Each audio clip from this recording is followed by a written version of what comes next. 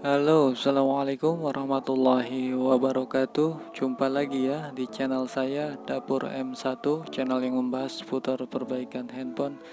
Apa kabar kawan-kawan semua? Semoga selalu diberikan kesehatan, kesuksesan, serta keberkahan. Kali ini ada Samsung J4 Plus ya. Ini kasusnya sinyal bulat, sinyalnya hilang, low signal. Nah, itu saya coba dekatkan melalui kamera dan terlihat di situ SMJ415F ya, seri tersebut. Sebelum kita melakukan eksekusi, yang pertama kita harus coba cek terlebih dahulu. Di situ terlihat LCD-nya bermasalah ya, informasi pemiliknya. Jadi LCD-nya ini harus nunggu beberapa saat, nunggu panas untuk dapat terlihat normal. Namun kita tidak akan membahas masalah LCD di sini. Kita fokus kepada perbaikan sinyal. Di sini saya sudah coba pastikan kartunya aktif semua ya, dan data sudah diaktifkan. Kemudian di situ terlihat sinyal bulat. Kita periksa IMEI terlebih dahulu ya, dengan cara mengetikkan bintang pagar, kosong, pagar, lalu tekan yes ya, apakah keluar atau tidak. Nah, seperti itu terlihat, IMEI-nya masih ada terlihat. Untuk selanjutnya bisa memastikan kembali di situs kemenperin.go.id untuk memastikan emailnya diblokir atau tidak, karena seperti kita ketahui pada tanggal 24 Agustus 2020 yang lalu pemerintah resmi memblokir email dengan catatan handphone tersebut handphone BM ya, black market. Dan apabila memang emailnya diblokir, saya sarankan tidak perlu dilanjutkan. Kita lanjut pengecekan di bagian pencarian jaringan.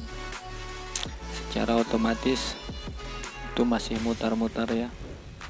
Dan apabila tidak muncul sama sekali, biasanya umumnya itu untuk di chipset Qualcomm itu terjadi di IC WTR-nya. Sebenarnya untuk permasalahan signal ini banyak, bisa jadi dari kapasitor yang short, bisa jadi dari IC power, bisa jadi dari IC PA, IC WTR, IC RF dan lain-lainnya. Nah, disinilah kita melakukan pengecekan awalnya terlebih dahulu untuk memastikan eksekusinya seperti apa nantinya, apakah di hardware atau di software. Dan itu tidak muncul ya. Beberapa kali saya coba, namun tidak muncul juga pemilihan jaringannya.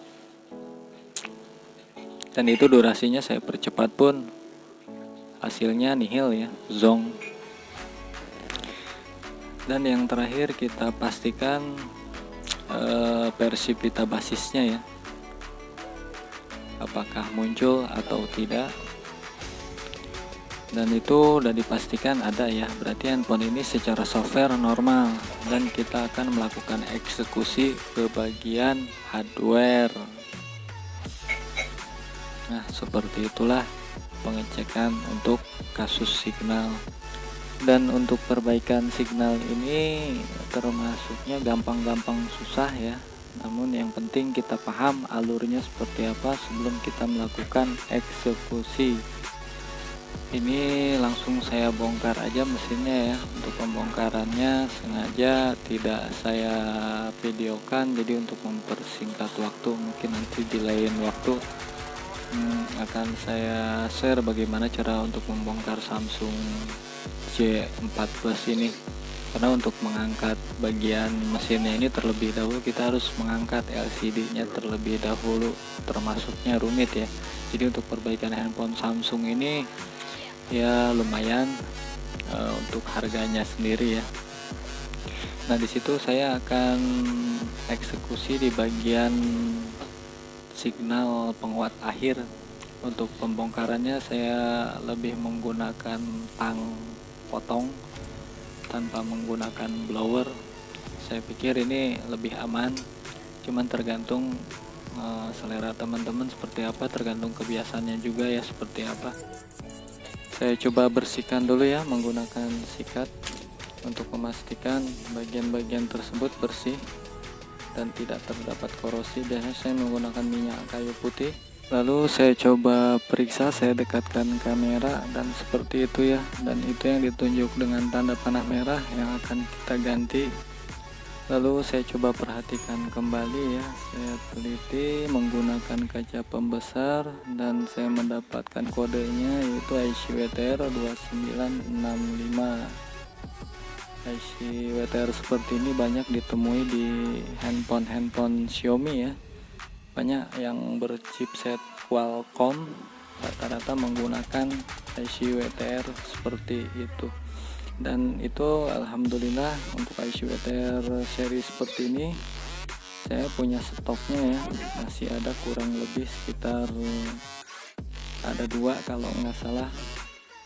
Nah, untuk seri seperti ini saya masih ada stoknya. Jadi karena sering mendapatkan kasus seperti ini, untuk IC WTR seperti ini sediakan stoknya ya, walaupun sedikit tapi cukup lah. Jadi nanti ketika habis ya beli lagi. Langsung saja di sini saya akan melakukan pencopotan IC WTR-nya terlebih dahulu. Seperti biasa untuk melakukan pencopotannya, kawan-kawan bisa mengoleskan flux terlebih dahulu. Untuk setelan blowernya kita tunggu sampai benar-benar panas. Saya sendiri menggunakan blower portable ya, jadi untuk panas dan anginnya saya hanya menggunakan kebiasaan menggunakan feeling, karena disitu setelan blowernya hanya ada indikatornya saja, jadi tergantung kebiasaannya saja.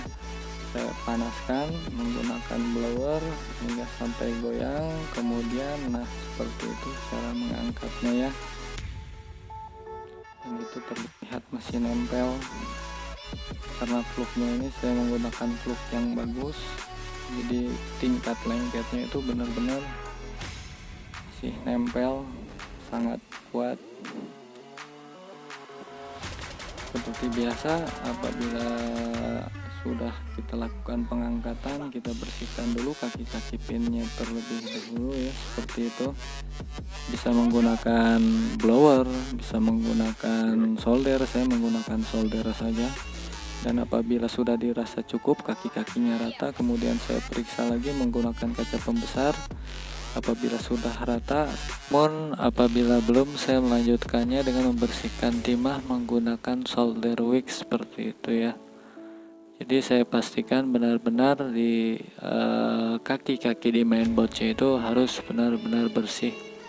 Seperti itu saya membersihkannya dengan sikat menggunakan minyak kayu putih karena itu kebiasaan. Dan ini IC-nya siap, akan kita pasangkan IC WTR yang baru dengan seri WTR 2965. IC WTR ini banyak ya, bisa dibeli di toko online atau di toko-toko langganan terdekat.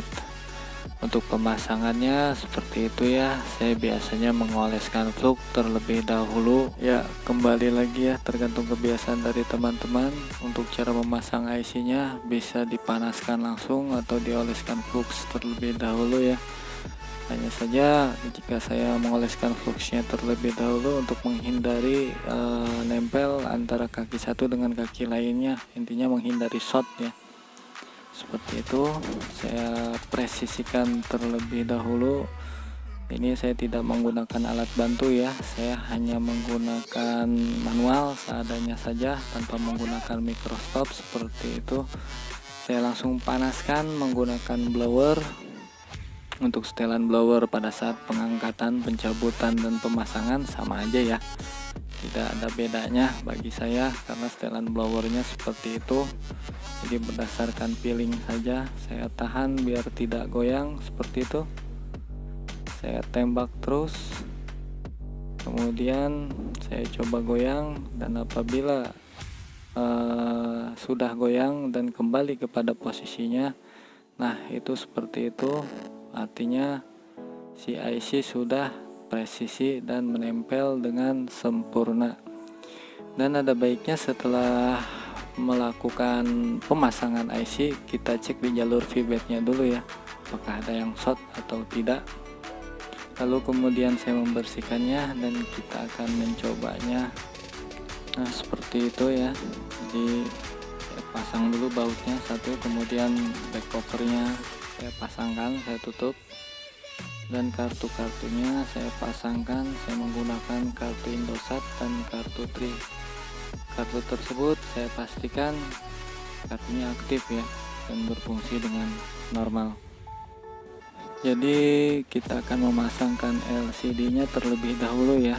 Jadi teman-teman mungkin paham, bagi yang sering menangani kasus Samsung seperti itu ya. Jadi untuk Samsung ini termasuknya rumit, berani terima servisan, berani terima resiko yang ada. Jadi untuk mengangkat mesinnya ini kita terlebih dahulu harus mengangkat LCD-nya terlebih dahulu. Jadi jika bila mana LCD-nya rusak pada saat pembongkaran, mau nggak mau kita harus menggantinya. Jadi putuskan sebelum kita mengambil servisan seperti ini. Kita ketahui dulu resikonya. Baik, kita sudah menghidupkan handphonenya ya, dan disitu terlihat alhamdulillah ya, sinyalnya sudah muncul 2 bar, dan disitu kartu Tri sudah muncul walaupun tidak terlihat begitu jelas ya. Jadi di sini sudah dikatakan fix, ini berhasil. Data sudah saya aktifkan. Pengecekan pulsa di bintang 1, 2, 3 pagar normal. Namun ada satu hal yang saya pikir masih kurang ini. Jadi ketika mengaktifkan data dan mengkoneksikannya ke internetnya belum bisa. Jadi sinyal 4G-nya itu belum muncul. Nah seperti inilah ya. Namun secara penggantiannya ICWTR ini sudah berhasil ya. Jadi kita akan melakukan ke langkah selanjutnya, seperti dianalisa jika kasus seperti ini sinyal 4G-nya tidak muncul, tidak bisa internet, maka kita akan melakukan penggantiannya di bagian ICRF atau radio frekuensi. Kita akan melakukan pembongkaran ulang pada mesin ini ya. Kita akan melakukan penggantian di bagian ICRF-nya. Dan itu seri ICRF-nya adalah 114640. Namun saya tidak memiliki ICRF jenis ini, cabutan pun kebetulan tidak ada. Dan saya cari di toko terdekat pun stoknya lagi habis, dan terpaksa ini saya order secara online. Jadi mohon maaf, ini videonya sampai di sini dulu. Mudah-mudahan nanti setelah IC-nya datang, videonya bisa saya sambung lagi, dan tunggu di video-video selanjutnya ya. Mudah-mudahan nanti setelah dilakukan penggantian ICRF ini masalahnya bisa selesai dan teratasi. Baik kawan-kawan, saya pikir cukup dulu video kali ini. Saya akhiri, wabillahi taufik wal hidayah. Assalamualaikum warahmatullahi wabarakatuh.